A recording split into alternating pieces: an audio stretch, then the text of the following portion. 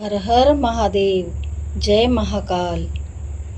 Hello my divine souls, कैसे हैं आप सब। आशा करती हूँ आप सभी डिवाइनली ब्लेस्ड हैं, स्वस्थ हैं, सुरक्षित हैं। ज्योतिर्लिंगों की श्रृंखला में आज हम आ गए हैं तृतीय ज्योतिर्लिंग पर। तृतीय ज्योतिर्लिंग है श्री महाकालेश्वर जी का। यह परम पवित्र ज्योतिर्लिंग मध्य प्रदेश के उज्जैन नगर में है।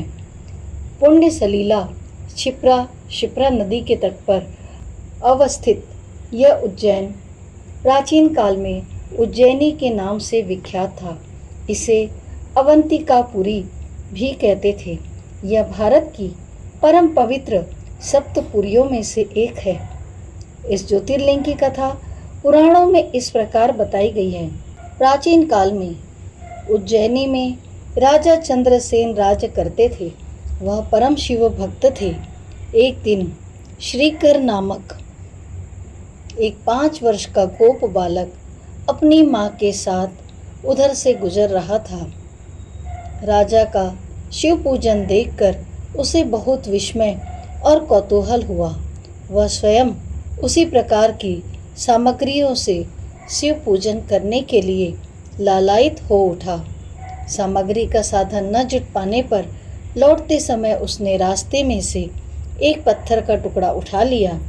घर आकर उसी पत्थर को शिव रूप में स्थापित कर पुष्प चंदन आदि से परम श्रद्धा पूर्वक उसकी पूजा करने लगा। माता भोजन करने के लिए बुलाने आई, किंतु वह पूजा छोड़कर उठने के लिए किसी प्रकार भी तैयार नहीं हुआ। अंत में माता ने झल्लाकर पत्थर का वह टुकड़ा उठाकर दूर फेंक दिया। इससे बहुत ही दुखी होकर वह बालक जोर जोर से भगवान शिव को पुकारता हुआ रोने लगा। रोते रोते अंत में बेहोश होकर वहीं गिर पड़ा। बालक की अपने प्रति यह भक्ति और प्रेम देखकर आशुतोष भगवान शिव अत्यंत प्रसन्न हो गए। बालक ने जो ही होश में आकर अपने नेत्र खोले तो उसने देखा कि उसके सामने एक बहुत ही भव्य और अति विशाल स्वर्ण और रत्नों से बना हुआ मंदिर खड़ा है। उस मंदिर के भीतर एक बहुत ही प्रकाशपूर्ण भास्वर तेजस्वी ज्योतिर्लिंग खड़ा है। बच्चा प्रसन्नता और आनंद से विभोर होकर भगवान शिव की स्तुति करने लगा।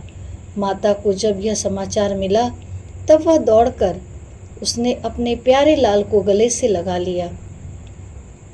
पीछे राजा चंद्रसेन ने भी वहीं पहुंचकर उस बच्चे की भक्ति और सिद्धि को बड़ी सराहना की। धीरे धीरे वहां बड़ी भीड़ जुट गई। इतने में उस स्थान पर हनुमान जी प्रकट हो गए। उन्होंने कहा, मनुष्यों, भगवान शंकर शीघ्र फल देने वाले देवताओं में सर्वप्रथम है। इस बालक की भक्ति से प्रसन्न होकर उन्होंने इसे ऐसा फल प्रदान किया है जो बड़े बड़े ऋषि मुनि करोड़ों जन्मों की तपस्या से भी प्राप्त नहीं कर पाते। इस गोप बालक की 8वीं पीढ़ी में धर्मात्मा नंद गोप का जन्म होगा। द्वापर युग में भगवान विष्णु कृष्णावतार लेकर उनके यहाँ तरह तरह की लीलाएं करेंगे। हनुमान जी इतना कहकर अंतर्ध्यान हो गए। उस स्थान पर नियम से भगवान शिव की आराधना करते हुए अंत में श्रीकर गोप और राजा चंद्रसेन शिव धाम को चले गए। इस ज्योतिर्लिंग के विषय में एक दूसरी कथा इस प्रकार कही जाती है। किसी समय अवंतिकापुरी यानी कि उज्जैनी नगरी में वेद पाठी तपोनिष्ठ एक अत्यंत तेजस्वी ब्राह्मण रहते थे।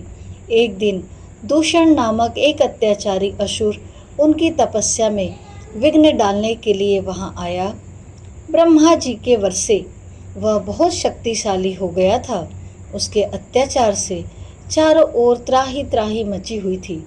ब्राह्मण को कष्ट में पड़ा देखकर प्राणी मात्र का कल्याण करने वाले भगवान शंकर वहां प्रकट हो गए।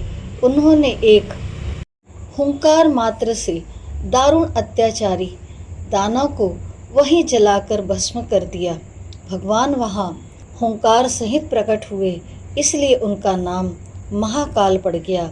इसलिए इस समय इस परम पवित्र ज्योतिर्लिंग को महाकाल के नाम से जाना जाता है।